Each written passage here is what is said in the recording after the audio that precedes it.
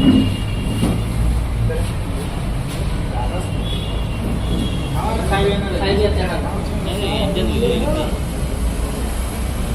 दिसायला आगे दिसा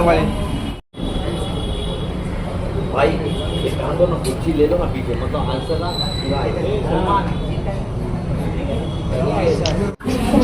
शांतिनगर पुलिस स्टेशन में एक गुना दाखिल हुआ था।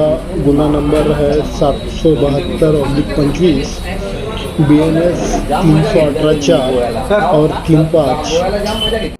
इसके साथ IT एक्ट लगा था। इसमें घटना ऐसी है कि अरबाज शेख नाम का एक लड़का है, उसको नौकरी लगाने के लिए कुछ लोगों ने उसके पास से बैंक के डॉक्यूमेंट और बैंक अकाउंट निकालने के लिए कुछ डॉक्यूमेंट लिए थे और बैंक अकाउंट निकाला था। उसमें उसने बैंक अकाउंट निकालने के बाद देखा कि वेट किया कुछ दिन, उसको नौकरी का कुछ कॉल नहीं आया। तो बाद में जाके बैंक अकाउंट देखा उसने बैंक में जाके, तो उसको समझ में आया कि उसका अकाउंट ब्लॉक हुआ है।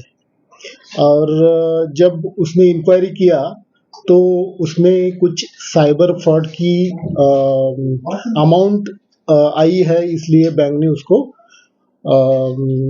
सीज कर लिया है, फ्रीज कर लिया है। तो उसके बाद वो पुलिस स्टेशन आया और जो गुना दाखिल हुआ, उसके बाद हमने वो जो उसके पास कुछ आरोपी के नाम थे, उससे हमने कुछ टेक्निकल इंफॉर्मेशन निकाल के उनके डिटेल्स निकाले और उनको हमने दक्षिण गोवा में से इन लोगों को अरेस्ट कर लिया है।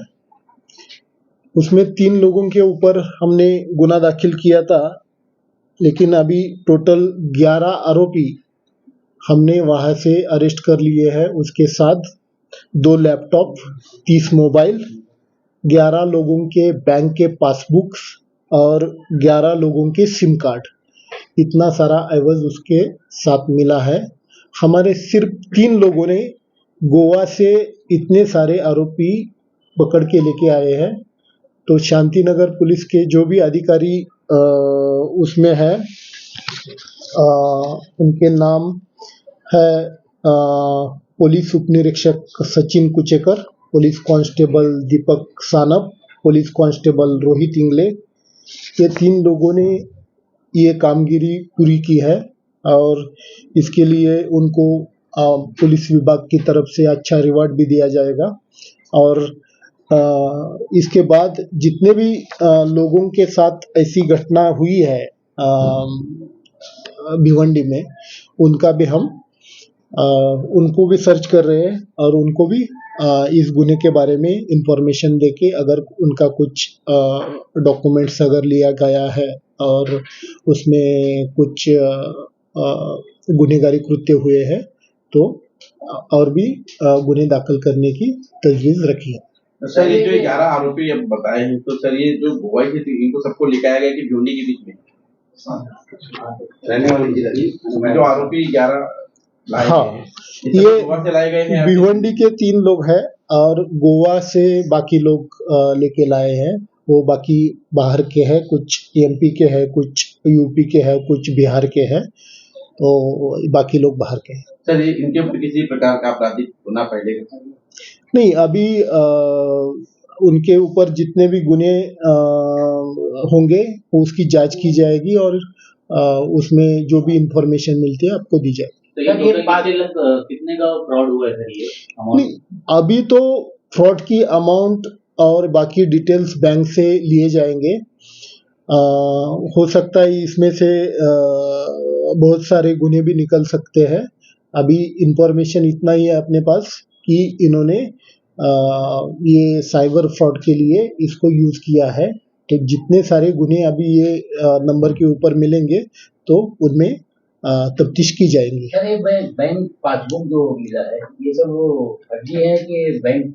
नहीं, बैंक के रियल ये पासबुक है और लोगों ने उनको नौकरी के लिए बना के दिए हैं।